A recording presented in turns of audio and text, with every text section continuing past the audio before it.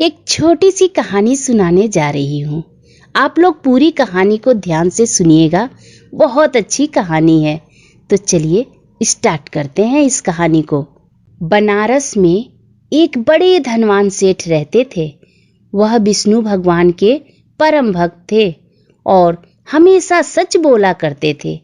एक बार जब भगवान सेठ जी की प्रशंसा कर रहे थे, तभी माँ लक्ष्मी जी ने कहा, स्वामी, आप इस सेठ की इतनी प्रशंसा क्यों करते हैं?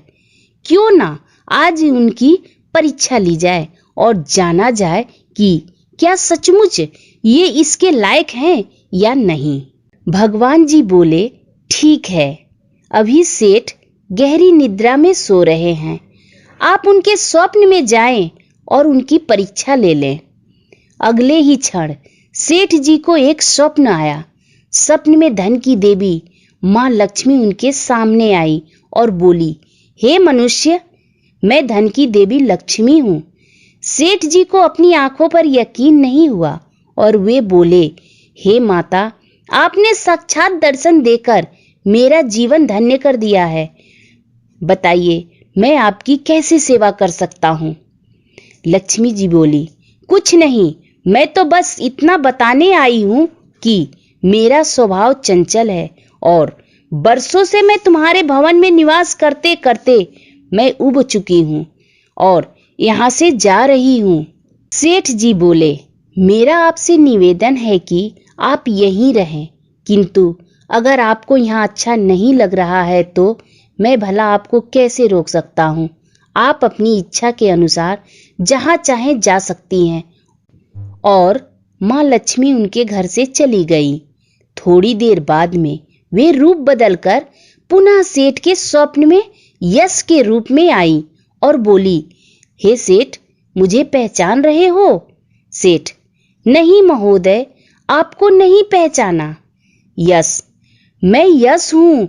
मैं तेरी कीर्ति और प्रसिद्धि का कारण हूँ, लेकिन अब मैं तुम्हारे साथ रहना नहीं चाहता क्योंकि माँ लक्ष्मी यहाँ से चली गई हैं। अतः मेरा भी यहाँ कोई काम नहीं है। सेठ, ठीक है, यदि आप भी जाना चाहते हैं तो वही सही। सेठ जी अभी स्वप्न में ही थे और उन्होंने देखा कि वह दरिद्र हो गए हैं और धीरे धीरे उनके सारे रिश्तेदार व मित्र उनसे दूर हो गए हैं।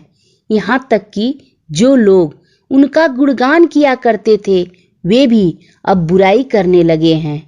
कुछ और समय बीतने पर माँ लक्ष्मी धर्म का रूप धारण कर पुनः सेठ के स्वप्न में आई और बोली, मैं धर्म हूँ। माँ लक्ष्मी और यश के जाने के बाद मैं भी इस दरिद्रता में तुम्हारा साथ नहीं दे सकता। मैं जा रहा हूँ। जैसी आपकी इच्छा, सेठ जी ने उत्तर दिया और धर्म भी वहां से चले गए। कुछ और समय बीत जाने पर माँ लक्ष्मी सत्य के रूप में स्वप्न में प्रकट हुई और बोली, मैं सत्य हूँ। माँ लक्ष्मी, यश और धर्म के जाने के बाद अब मैं भी यहाँ से जाना चाहता हूँ। ऐसा सुन सेठ जी ने तुरंत सत्य के पांव पकड़ लिए और बोले, हे महाराज, मैं आपको यहाँ से जाने नहीं दूंगा। भले ही सब मेरा साथ छोड़ दे, मुझे त्याग दे, पर कृपया करके आप ऐसा मत कीजिए। सत्य के बिना मैं एक क्षण नहीं रह सकता। यदि आप चले जाएंगे तो मैं तत्काल ही अपने प्राण त्याग दूंगा। लेकिन तुमने बाकी तीनों को बड़ी आसानी से जाने दिया, उन्हें क्यों नहीं रोका? सत्य ने प्रश्न किया। सेठ जी बड़ी प्रेम से बोले, मेरे लिए तो वे तीनों ही बहुत महत्व रखते हैं, लेकिन उन तीनों के बिना भी मैं भगवान के नाम का जप करते करते उद्देश्यपूर्ण जीवन जी सकता हूँ। परंतु यदि आप चले गए तो मेरे जीवन में झूठ प्रवेश कर जाएगा और मेरी वाणी अशुद्ध हो जाएगी। भला ऐसी वाणी से मैं अपने भगवान की वंदना कैसे कर सकूंगा? मैं तो किसी भी कीमत पर आपके बिना नहीं रह सकता। सेठ जी का उत्तर सुन सत्य बहुत प्रसन्न हो गया और उसने कहा, तुम्हारी अटूट भक्ति ने मुझे यहाँ रुकने पर विवश कर दिया है और अब मैं यहाँ से कभी नहीं जाऊंगा।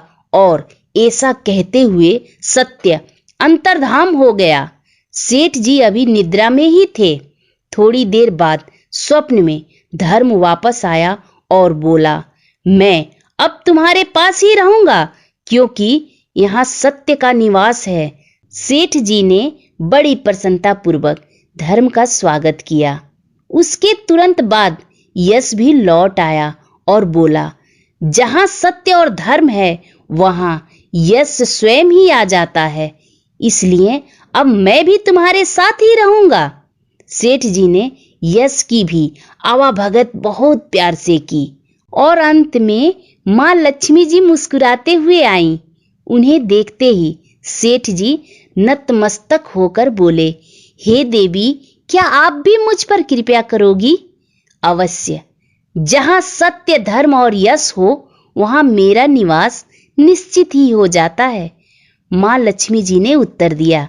यह सुनते ही सेठ जी की नींद खुल गई। उन्हें यह स्वप्न लग रहा था, पर वास्तविकता में वह एक कड़ी परीक्षा से उत्तीर्ण होकर निकले थे। मित्रों, हमें भी हमेशा याद रखना चाहिए कि जहां सत्य का निवास होता है वहां यश, धर्म और मां लक्ष्मी का निवास स्वयं ही हो जाता है। सत्य है तो सिद्धि, प्रसिद्धि और समृद्धि है।